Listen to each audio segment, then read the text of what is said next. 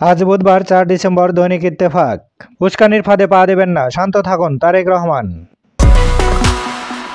আগরতলায় বাংলাদেশ মিশনে হামলার প্রতিবাদ, দেশজুড়ে বিক্ষোভ, ভারতীয় হাইকমিশনারকে তলব। পোশাক শিল্পকে ঝুট সন্ত্রাস মুক্ত করার জন্য সহযোগিতা চায় বিজিএমইএ। বাংলাদেশ নিয়ে অপতথ্যের বিরুদ্ধে জাতীয় ঐক্যের ডাক প্রধান উপদেষ্টার। প্রথম দিনে বসলেন ছাত্র নেতাদের সঙ্গে, আজ দলগুলো ও কাল ধর্মীয় নেতাদের সঙ্গে বৈঠক। নিষিদ্ধ গাইড বই, 13 বছরে 20,000 কোটি টাকা হাতিয়েছে সিন্ডিকেট। তাজমহলকে বোমা মেরে উড়িয়ে দেওয়ার হুমকি, পর্যটকদের মধ্যে আতঙ্ক। ভারতকে বুঝতে হবে এটা শেখ হাসিনার বাংলাদেশ নয়, আসিফ নজরুল। 7% মজুরি বাড়াতে চান মালিকরা, শ্রমিকদের দাবি 12%। পোশাক শিল্পের ন্যূনতম মজুরি পুনর্মূল্যায়ন কমিটির বৈঠকে কোনো সিদ্ধান্ত ছাড়াই শেষ হয়েছে। এ মাসে পদোন্নতি পাচ্ছেন 25 ক্যাডারের বঞ্চিত উপসচিবরা।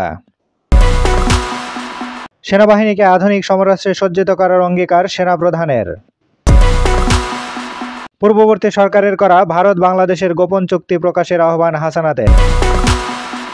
ভারতের শাসক গোষ্ঠী ও হিন্দুত্ববাদী শক্তি সম্প্রীতি চায় না, নাহিদ। যুব বিশ্বকাপ হকিতে খেলবে বাংলাদেশ। 2 কারণে সিলেটের 3 শুল্ক স্টেশনে আমদানি রফতানি বন্ধ, পরিবার নিয়ে অনটনে 30,000 শ্রমিক। সহকারী হাইকমিশনে হামলা পূর্ব পরিকল্পিত, ফখরুল।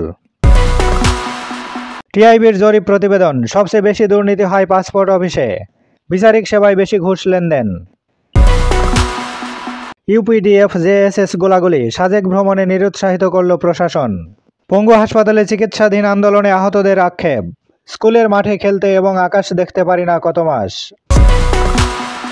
পার্লামেন্টে প্রেসিডেন্টের ডিক্রি প্রত্যাহার করতে প্রস্তাব পাস। সামরিক আইন জারি, রাজনৈতিক অনিশ্চয়তায় দক্ষিণ কোরিয়া, কমিউনিস্টদের হুমকি মনে করছে সরকার। সেন্ট মার্টিন যাতায়াতে আরোপিত নিষেধাজ্ঞা বহাল, রিট খারিজ।